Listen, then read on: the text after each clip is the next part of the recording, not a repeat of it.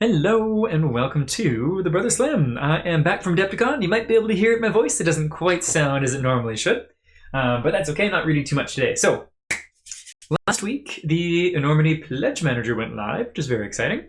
And there's a new update this week just kind of based on how the launch went. So, let's go into the updates and cover them both. I might skip past some of this one, though, and then we'll read the most recent one in full details, too. So, Pledge Manager is now open. If you haven't gotten an invite, that might be normal because they were doing rolling invites, and I don't know how fast that rolling invite list is going to go. I got mine, I think the day it was supposed to open. I was gone traveling for work though, so I can't remember for sure. Yes, okay, so Pledge Manager is live in batches.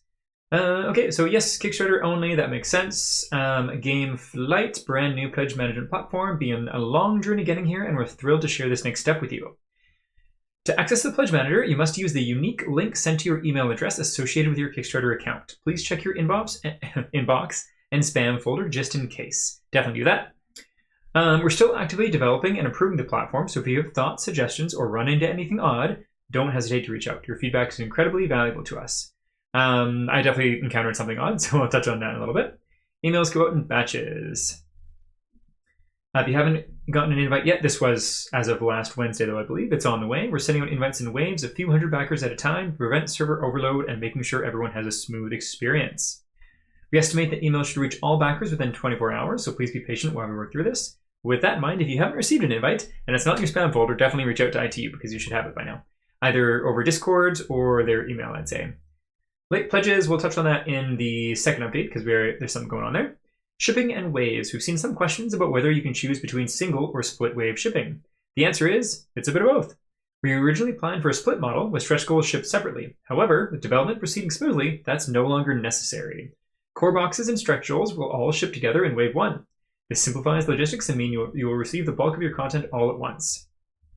Wave 2 will include expansions and additional content still in development. Shipping for wave 2 will be charged later, closer to fulfillment. This lets us give you more accurate shipping prices with smaller margins of uncertainty. It also allows us to lower some Wave 1 shipping rates so backers in certain regions, like Canada, will benefit right away. Yay, Canada! Shipping in Canada kind of sucks these days for a big first world country and all that. So that's always nice. Okay, grace period. As always, our Kickstarter prices were heavily discounted. Normally, they go up once the Pledge Manager opens, but we're keeping them open for now. Thanks to our new platform, we've managed to maintain campaign level pricing for the first 2 weeks only. After that, prices will increase slightly.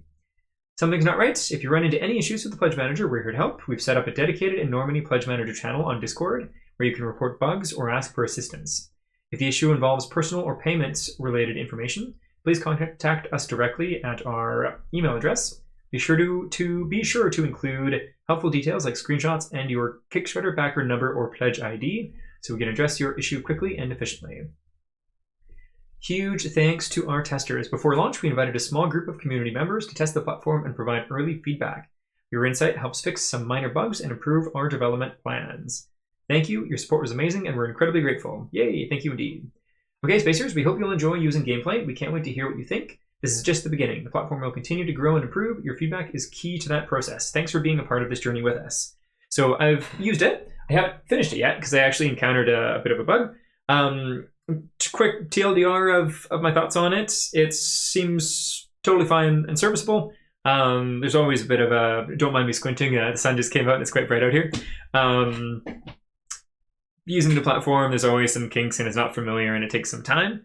It kind of feels a little cumbersome in some ways where like there's just more clicks than should be necessary to do certain things. As someone based in Canada / North America, the address formatting is kind of weird. Like it's a small thing, but like having the house number separate from the street name was just like a little odd. Page is definitely designed for like a more Euro audience, which might be confusing to some folks based in North America, which I believe is the majority of the audience, commonly is with Kickstarter games anyways. But like all of that's fine, like it's serviceable. The kind of just like say like a Game Found's like Pledge Manager kind of thing, like it does have like a full campaign scroll. Some of it seems like really nice and high def for the scroll itself, and you can actually see like the images up closer and get better detail of everything, which I like that. The stretch goal section though is weirdly low res. which I thought was odd. How one part was higher resolution, the other part was lower. That was kind of odd. Add-ons and pledges looked totally fine.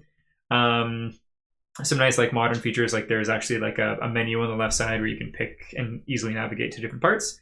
So yeah, kind of a weird mix of like outdated and cumbersome, but also modern at the same time, which was kind of interesting. The issue I ran into was after adding my address and inputting the info, it calculated my shipping rates. I did like how it gave an option for so paying in euros or having ITUs. I'm sure it's through Stripe or something, but like a automated calculation to USD. I'm a Canadian once again, and USD is not a friend currency exchange wise, but euro is worse. So if I can save an extra buck or two from switching to USD, that's great for me. Also get paid in USD, so that's nice as well. The issue though that I ran into, so I went to the Stripe payment screen, and then I went to go back because I was just kind of checking it out. I wasn't actually going to fill everything in today because I do want to finalize my pledge, maybe downgrade, maybe get an add-on or two, we'll see. And I can't remember the error it came up with, but it says something along the lines of unconfirmed payments in the system, and there was no way to pay that unconfirmed payment or get it out of here or something. So we'll see. I let it be for like 10 minutes and tried refreshing some different things, and it came up with an error message saying that like you need to pay this payment first, but then I couldn't. So yeah, I'll report that as a bug if it persists. But yeah, so let's take a quick look at the comments and understanding that comments on the internet can be vitriolic in general. But let's see. Address looks incorrect. Yeah, there's something about the address that people don't like. But that might be the thing that I noted already too. Definitely has to be convinced to stop making the pledge during the campaign.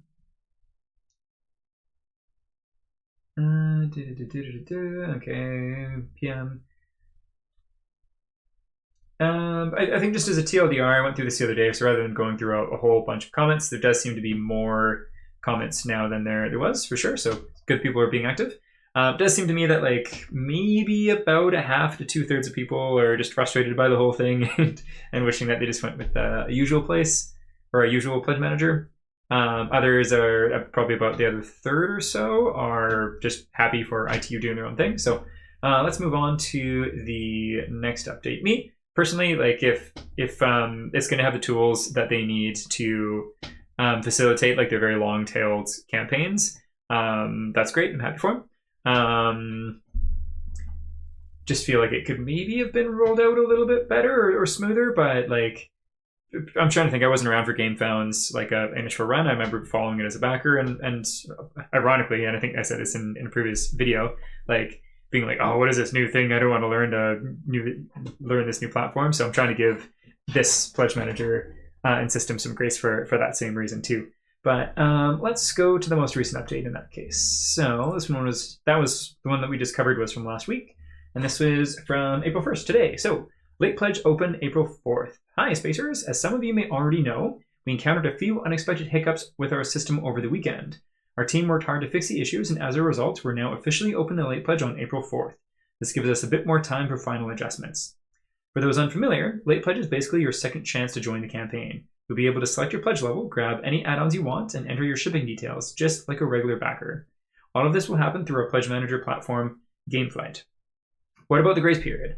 Good news! We will never make our backers pay for difficulties on our part, so our little delay actually works out in your favor. We're extending the grace period. It will now begin when late pledge goes live on April 4th and run for 2 full weeks from that date. So no stress. You'll have your time to finalize your pledge, make changes, or lock in your choices. To our American backers, we hear you loud and clear. Many of you raise concerns about address formatting. We're actively working on a fix for this issue so you'll be able to enter your address correctly. If you've already filled out your address, no worries. Once the fix is live, we'll let you know, and you'll have a chance to double check how your address looks before we ship anything. If something still doesn't look right, we'll make sure it gets sorted. Thank you for your patience. Okay, so the two thoughts here. So what about the grace period? There's a whole bunch of comments from, I think, the previous update, maybe the one before it too, and I had thoughts like this as well. So they're having a grace period for 2 weeks, and 2 weeks as of 3 days from now. So about 15 days in total. And I'm really curious if their stretch pay equivalent will be online by then, because it puts people in kind of the frustrating position of, well, if I want to get things at the best price, then I need to pay in full rather than taking the time and using their installment payment. I'm going to try to get away from stretch pay because that's GameFound's thing rather than what they'll be doing. Which is, I feel like it's a little nitpicky, but it's also just kind of where we're at with crowdfunding. It feels like a valid concern because GameFound's had installment payments for quite some time. And it also continues to be iterated to a different degree. Kickstarter's getting them online now too. BackerKit has used them and intends to use them again soon too. So yeah, holding like a grace period over North American and other countries' heads is kind of frustrating. So we'll see. Hopefully they're able to sort it out as soon as possible. And who knows, maybe it's something that they actually are really close to. One thing that ITU did a lot in this last enormity campaign was very lawyer kind of answers, whereas non-answers and just kind of wait and see.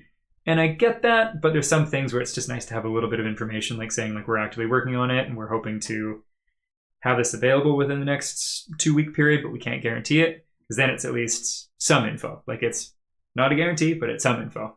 That's my personal opinion though, at least. So